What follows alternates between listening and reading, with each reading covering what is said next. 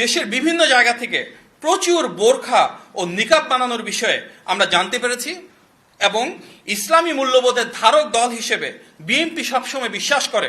বাংলাদেশের প্রতিটি নাগরিকের কাছে বোরখা ও নিকাব ধর্মীয় সংস্কৃতির একটি অত্যন্ত গুরুত্বপূর্ণ বিষয়।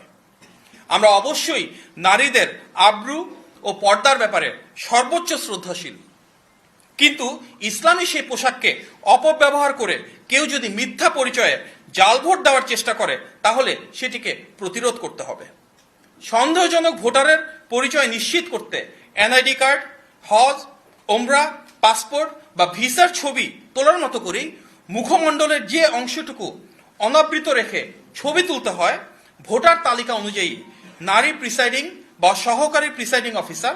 ও নারী চ্যালেঞ্জকারী বা এজেন্টের উপস্থিতিতে ভোট প্রদানের আগে নারী ভোটারদের পরিচয় নিশ্চিত করতে হবে যেখানে প্রযোজ্য।